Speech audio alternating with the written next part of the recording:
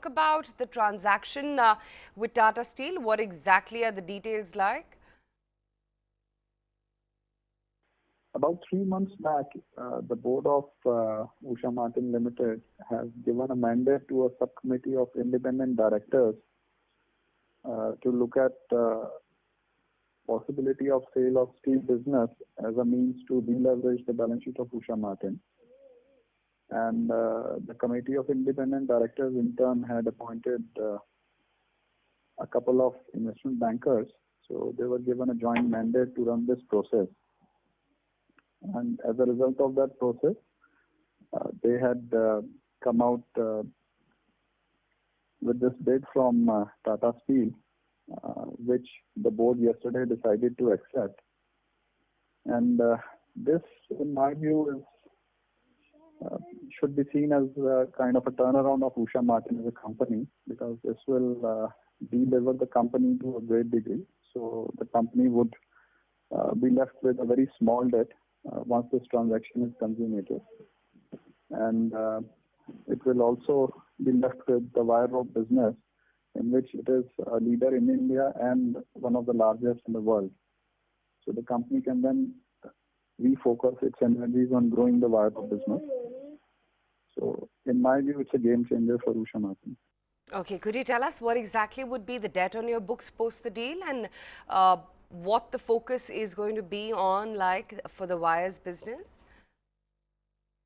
As we've already declared, the deal value is between 4,300 to 4,700 crores. The entire proceeds, net of the transaction costs and taxes, if any, would be utilized to pay off the bank loans. We'll be left with very small amount of debt after the transaction is completed, which should be easily serviceable by the residual business of wire rope on the balance sheet.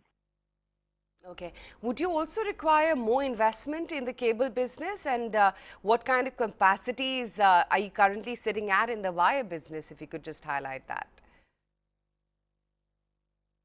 In terms of wire rope business, we are by far the largest player in Indian market, and we are one of the largest in the world, as I said earlier also. And the business has already started to look up. So if you compare the wire rope performance between 16, 17 and 17, 18, the business has already turned around. The profitability is looking up. The volumes are much higher as compared to what they were in 16, 17. So last year, we've done close to about 20% higher volumes. And in terms of profitability also, the bottom line was up by close to about 25%. The business continues to do well, both within India as well as the international businesses. So all the international subsidiaries are right now doing well, which are primarily into the wire rope business. Right. What about the investment, or will it fund itself for the growth that you need to raise funds? See, once this steel sale transaction goes through, this business is actually a self-sustaining business. So it's a profit-making business on its own.